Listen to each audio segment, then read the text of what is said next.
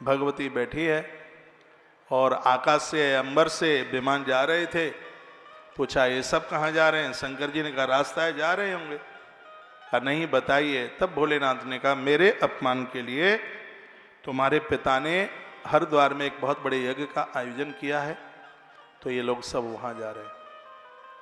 मैया ने कहा हम भी जाएंगे। भोलेनाथ ने कहा हमरे बैर तुम्हें बिसरायु, हमारी वजह से तुम्हारे पिता ने तुम्हें भुला दिया है, नौता नहीं आया। भोलेनाथ ने कहा कि बिना नौते के ना जाना। आपको पता है पियर से नारी के लिए नज़दीक कोई जगह नहीं होती है, लेकिन वहाँ से भी निमंत्रण नहीं है, नौता नहीं है। वैसे तो यह कहा गया है कि भाई के यहाँ, गुरु जी के यहाँ, देवालय में, मित्र के यहाँ, माता पिता के यहाँ बिना बुलाए जाया जा सकता है, लेकिन भगवान महादेव कहते हैं बुलाए जाया जा सकता है जब सामने वाले के चेहरे पर खुशी हो तब। हमें देखकर जिसका मुंह लटक जाए, तो शंकर जी कहते हैं, गोस्वामी जी कहते हैं स्वर्ण की वर्षा क्यों नहीं हो रही हो, वहां पर पाम नहीं रखिएगा। आवत ही हर से नहीं, नैनन नाहि स्नेह, तुलसी वहां नहीं जाइए, चाहे कंचन वर्षे में, भले सोने की वर्षा क्यों ना हो, बिल्कुल जाना नहीं है। और एक बात मैं आपको बोलूंगा, आपको बुरा ना लगे तो मैं बोल दूं, तुम्हारे ससुराल से बड़ा इस दुनिया में अब तुम्हारे लिए कोई भी घर नहीं है। थैला लेकर के ज्यादा पियर मत भागा करो। हाँ, हर 8वें दिन 10वें दिन, और याद रखना ससुराल पहुंचकर जो देवियां अपने मायके को ज्यादा याद करती हैं, वो ससुराल में आनंद से नहीं रह सकती। आनंद से रहना है तो इसको स्वीकार कीजिए, इसको अपना मानिए। सास भी कहे कि चल यहाँ से, पति भी कहे चल यहाँ से, तो कह दो तुम जाओ ना, घर हमारा है, भाग के नहीं आई है, डोली में बैठ करके आई है, उनको ये जवाब दीजिए। इंद्र की अमरावती से बढ़कर के तुम्हारे लिए ससुराल का घर है। और वो देवियां बड़ी भड़भागिनी हैं, ससुराल में जहाँ 7 भामर पढ़ के जिस घर में आप पहुंची हैं, और अंत में अर्थी वहां से निकलती है। अग्नि पुराण में तो उसकी बड़ी महिमा का वर्णन किया गया। मैं उन बहनों को कहना चाहूंगा जो विवाह होते ही पति को गाजियाबाद ले जाना चाहती हैं, वहां ले जाना चाहती हैं बेंगलोर, बस ऐसा नहीं है।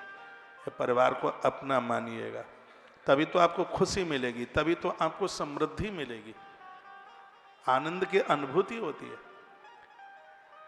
आपके बच्चे विवाह के लिए हो रहे हैं, तुम्हारी किसी से पटती नहीं है, सास से तुम्हारी नहीं पटती, नंद से तुम्हारी नहीं पटती, तो क्या तुम्हारे पियर वालों से ही शादी में आनंद आ जाएगा? विवाह करते हैं बच्चों का, 3 तरह के लोगों को बुलाओ। कोई भी फंक्शन करते हैं 3 तरह के लोग आने चाहिए उस फंक्शन में। नंबर 1, ऐसे लोगों को काट दीजिए जो तुम्हारे चरण छूकर तुमसे आशीर्वाद ले रहे हैं। नंबर 2, ऐसे लोगों को निमंत्रण दीजिए जो तुम्हारे गले से मिल रहे हैं, तुम्हारे कंठ से मिल रहे हैं, तुम्हारे यार दोस्त हैं, बराबर के हैं। नंबर 3, अपने उस आयोजन में ऐसे लोगों को जरूर बुलाइए जिसके चरण छू करके तुम आशीर्वाद ले रहे हो। फिर फंक्शन को देखिए क्या अद्भुत फंक्शन होता है। ऐसे लोगों को निमंत्रण दीजिए। भगवान महादेव ने समझाया, मां मानती नहीं है। मां ने कहा मैं तो जाऊंगी, ऐसा हट ना किया जाए। सती माता ने कहा मैं तो जाऊंगी। भोलेनाथ ने तो अपने नियम को पूरा किया। नंदी को कहा कि तुम संग चले जाओ, क्योंकि स्त्री को घर से अकेले भेजना, इससे पुरुष के पुण्य क्षीण होते हैं। ये सुन लो, आप सुन लो, यदि नारी को घर से अकेला आप भेज देते हैं, इससे पुरुष के पुण्य क्षीण होते हैं। शंकर जी कहते हैं नंदी को। तो भोलेनाथ ने कहा नंदी अब देखो हमारा तो नौता है नहीं, हमारे जाने से दक्ष की व्यवस्थाओं में व्यवधान हो तो वो तो ठीक नहीं। मन तो हमारा भी है, क्योंकि जहाँ यज्ञ हो और हम जाने के लिए लालायत न हो, ऐसे कैसे हो जाएगा। लेकिन दक्ष ने हमारे अपमान के लिए आयोजन किया है, तो हे नंदी सती को तुम लेके चले जाओ। क्योंकि महादेव कहते हैं यदि कोई नारी पियर जाने का मन बनाती है तो घर के लोगों का यह भी धर्म है कि उसको रोका ना जाए। कुछ समय है जिसमें रोकने की बात कही है। नारी गर्भिणी है तो उसको रोकिए, और मैं कहता हूं गर्भ में संतान है तो बहुओं को उसके पियर मत जाने दो। ऐसा हमारे ग्रंथों में ही वर्णन है। क्योंकि गर्भस्थ शिशु के ऊपर यदि किसी की निगाह पड़ गई तो होने वाली संतान देवताओं की जगह पर असुर रूप में भी हो सकती है। क्योंकि पियर में नारी पियर में तो वो स्वतंत्र होती है, कभी चाची के यहाँ, कभी बड़ी मम्मी के यहाँ, कभी अड़ोसन के यहाँ, कभी पड़ोसन के यहाँ, वहां कौन रोकता है। एक कथा आती है उग्रसेन की पत्नी जिसका नाम था पद्ममाला, पद्म रेखा पद्ममाला कई नाम है उसके, तो वो गर्भिणी रूप में थी, उसकी सास ने समझाया, वो नहीं मानी और वो चली गई अपने पियर, घूमती है, बगीचे में गई, वहां एक दुर्मिल नाम का राक्षस रहता था, तो इस पवन रेखा के उदर के ऊपर उसकी निगाह पड़ गई। माताओं को तो वस्त्र बड़े सावधानी पूर्वक पूरे शरीर को ढक करके ही पहनने चाहिए। मैं कोई उपदेशक बन करके नहीं, मैं तो प्रार्थना करके बात ही कर रहा हूं। तो उस राक्षस की दृष्टि पड़ी उदर के ऊपर, जहां एक देवता तुल संतान को जन्म लेना था, वहां कसाई कंस पैदा हो गया सिर्फ उदर के ऊपर दृष्टि पड़ने से। इसलिए कहा गया कि ऐसी स्थिति में यदि आपकी बेटी को आपकी बिटिया की सास रोकती है तो इसमें आपको बिल्कुल भी बुरा नहीं मानना चाहिए। बेटियां तो दूसरे ही घर की अमानत होती है। शंकर जी ये बहुत से कुछ उन्होंने एग्जाम्पल दिए, कहा ये मानेगी तो है नहीं, और इसलिए तुम नंदी ले जाओ इनको। तो कहा ये सामान और अपना सब लेके चले। तो नंदी ने हल्के में अचक से पूछा, इतना सामान क्यों? भोलेनाथ की आंख में आंसू आ गए। भगवान शंकर ने कहा, नंदी अब ये सती वापस नहीं आ पाएगी। सती जैसी देवी अपने धर्म की चद्दर उतार के रख देगी तो संसार की नारियों का क्या होगा। कथा कहती है तुम अपने ससुराल से या पियर से कहीं से भी लड़के जाते हो, झगड़ के जाते हो, इससे आयु क्षीण होती है, इससे अपना ऐश्वर्य खत्म होता है। ये कथाएं चुटकला नहीं है, ये कथाएं जिंदगी है, जीवन जीने के लिए एक प्रयोगशाला है। ऐसा नहीं है कहानी रूप में इसको सुन लिया। शंकर की बात देखिए, एक एक बात क्या उन्होंने अद्भुत कही है। ये लड़के जा रही है, ये झगड़ के जा रही है, तो मुझे लगता है कि अब सती का जीवन नहीं, ये वापस नहीं आ पाएगी। तो इसका जो भी सामान है, गहने हैं, उसके वस्त्र लत्ते जो भी कुछ है उसके ही लिए ये लेके चले जा। नंदी गए, मैया ने हरिद्वार में प्रवेश किया तो सती को देखकर सब मुंह मोड़ करके खड़े हो गए थे। कोई बात नहीं करता, लेकिन दुनिया में एक ऐसी मां है, इसलिए तो उसके ऋण से कोई मुक्त नहीं हो सकता। सादर भले ही मिली एक माता,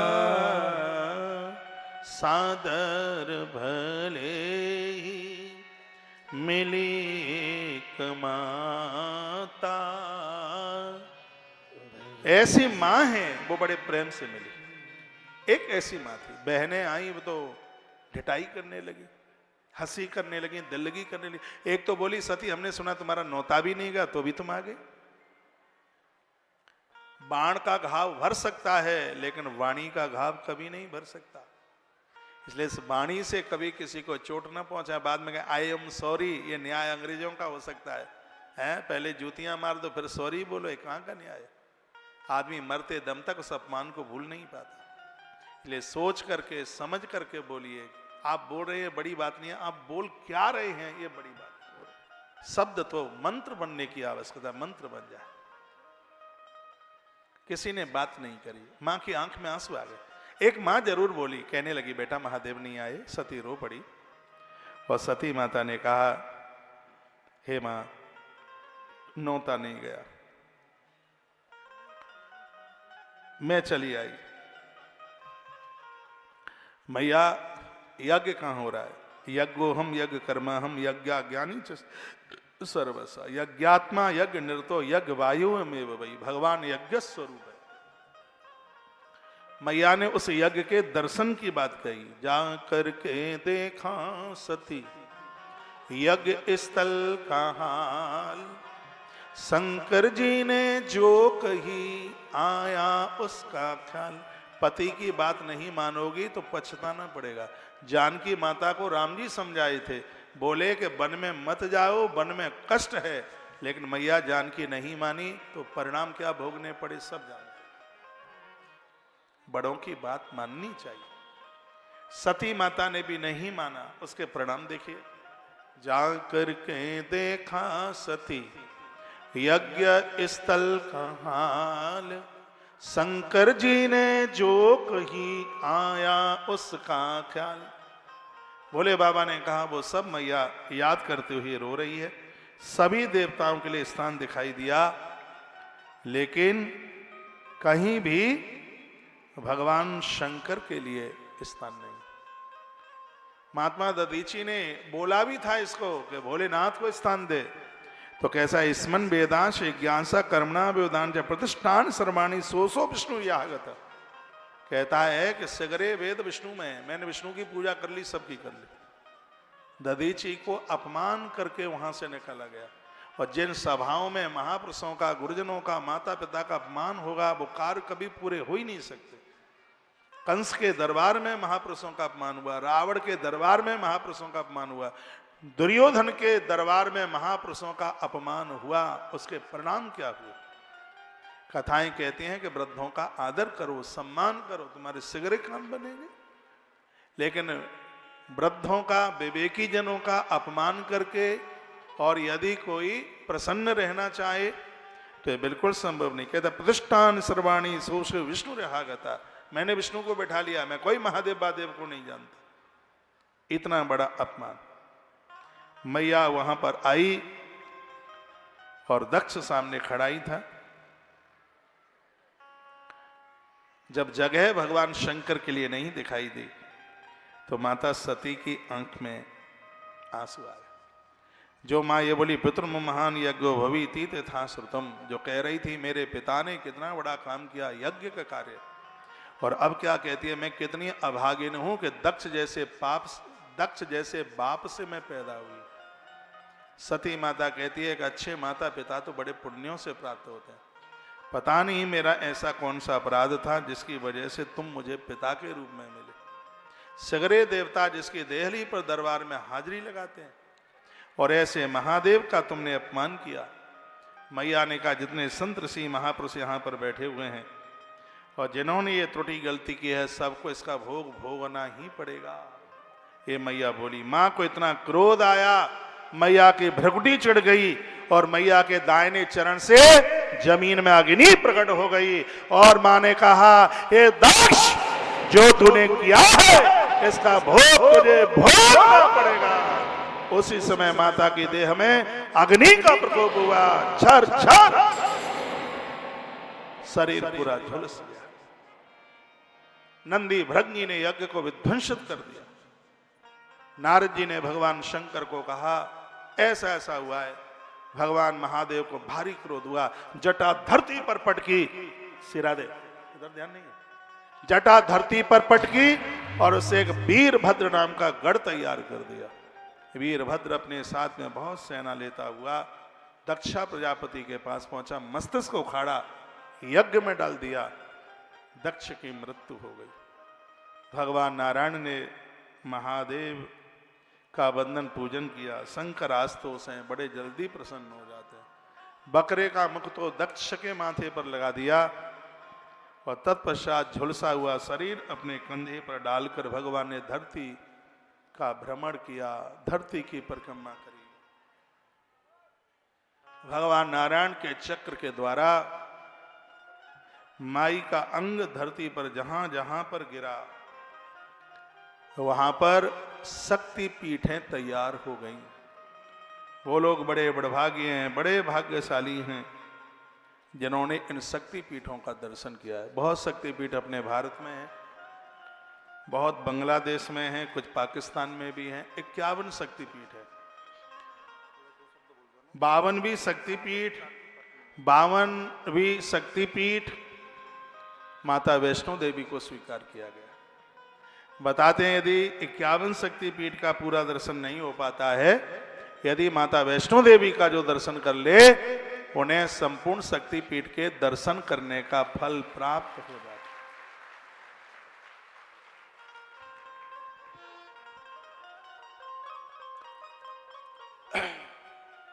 हमारे मध्य में अभी अभी पूरे नगर मैनपुरी के हृदय में जिन्होंने अपनी जगह बनाई है, वर्तमान समय में नगर पालिका अध्यक्ष, नगर पालिका परिषद मैनपुरी की अध्यक्षा माता श्रीमती संगीता देवी गुप्ता आगमन हुआ है, तालियों के साथ आदर कीजिए। और हमारे मध्य में श्री आलोक गुप्ता जी नगर पालिका परिषद मैनपुरी के साथ पूर्व अध्यक्ष रहे हैं, आपका भी आगमन हुआ है। मेरी पवित्र व्यासपीठ से आपका बहुत बहुत आदर है, बहुत बहुत मान। अच्छा, श्री आलोक गुप्ता जी की गृहिणी माता संगीता गुप्ता हमारे मध्य में है, तालियों के साथ में उनका आदर कीजिए, मान कीजिए। हमारे मध्य में भूतपूर्व चेयरमैन नगर की माता साधना गुप्ता भी बैठी हैं। मेरी पवित्र व्यासपीठ से आप सभी का बहुत बहुत आदर है, बहुत बहुत मान, बहुत बहुत सम्मान। तालियां क्यों नहीं बजाते हैं आप? माता संगीता गुप्ता के द्वारा बड़े अद्भुत कार्य हो रहे हैं, लोग बता ही रहे हैं। आपका आना हुआ है, बहुत रेस्पेक्ट है, बहुत सम्मान है आपका।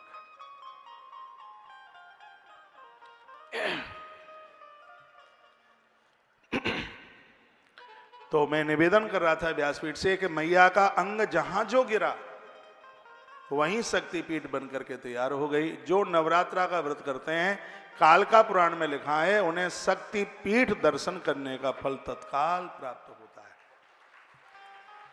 नवरात्रा के व्रत में कुछ चीजें प्रमुख हैं, गिनती मैं कराई दे रहा हूं, 5-4 चीजें वो आप सुन लीजिए। एक, अखंड ज्योत 9 दिन तक जले। यदि ज्योत पर फूल पड़ता है तो वो बहुत ज्यादा शुभ है। आपका अनुष्ठान बहुत बढ़िया हो रहा है, यदि ज्योत के ऊपर फूल पड़े तो फूल ज्योत को बुझा भी सकता है, तो उसके लिए एक अलग से ज्योत रखिए। जब उस फूल को संभाल रहे हो तो उस ज्योत से ज्योत को जला करके रख दीजिए, फूल को उतारिए। यदि ज्योत बुझ भी जाती है तो बगल का दिया जलाए उसे जला दीजिए, तो वो खंडित नहीं मानी जाएगी, वो अखंड ही मानी जाएगी। वो तपा हुआ, हमेशा ज्योत में तपा हुआ घी डालिए।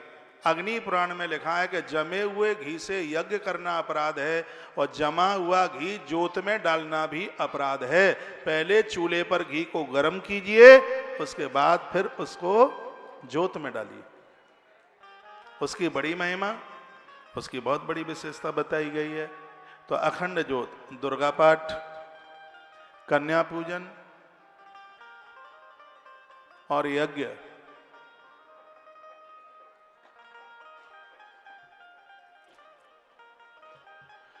इसको बहुत विशेष माना गया है, बहुत अद्भुत माना गया है। बोलिए शंकर भगवान की जय हो, श्री हनुमान जी महाराज की जय हो, शिवरात्रि महामहोत्सव की जय हो। जय जय श्री जय जय जय जय श्री राधे श्याम। अभी अभी हमारे मध्य में जिला अधिकारी मैनपुरी श्री अंजनी कुमार सिंह जी IAS हमारे मध्य में आए हैं। एक बार तालियों के साथ उनका आदर कीजिए, उनका मान कीजिए। भगवान के बड़े भक्त हैं, वो बड़े धार्मिक हैं, सामाजिक हैं, पारमार्थिक हैं। उनका आगमन हमारे मध्य में हुआ है, अच्छा लग रहा है, बढ़िया लग रहा है। हमारे मध्य में वरिष्ठ पुलिस अधीक्षक मैनपुरी श्री गणेश प्रसाद जी साहा जी का आना हुआ है, IPS। मेरी पवित्र व्यासपीठ से उनका बहुत बहुत आदर है, बहुत मान है। उनकी पुलिस व्यवस्था धमाकेदार है। ये इतनी बड़ी बात है, इतना पुलिस सुरक्षा बल तैनात है कि कथा को आज 5वां दिन है। इतनी बड़ी भीड़ में ना तो किसी की चैन कटी, ना किसी का कोई किसी भी प्रकार का नुकसान हुआ। चप्पे चप्पे पर पुलिस सुरक्षा का पूरा ध्यान है। एक बार ताली और बजाइए। जिला अधिकारी साहब मैनपुरी अंजनी कुमार सिंह जी IAS, वरिष्ठ पुलिस अधीक्षक मैनपुरी श्री गणेश प्रसाद जी शाह जी हमारे मध्य में हैं। मेरी पवित्र व्यासपीठ से आपका बड़ा आदर, आपका बड़ा मान है। ये कथाएं हम सुन रहे हैं, ये कथाएं जीवन की व्यथा को समाप्त करते हैं। आप अच्छा अन्न खाते हैं, अच्छा भोजन करते हैं, यह हमारे प्राणों की खुराक है। आप सत्संग करते हैं, आत्मा की खुराक है। जैसे प्राणों को बचाने के लिए अन्न चाहिए, बढ़िया जिंदगी जीने के लिए सत्संग चाहिए।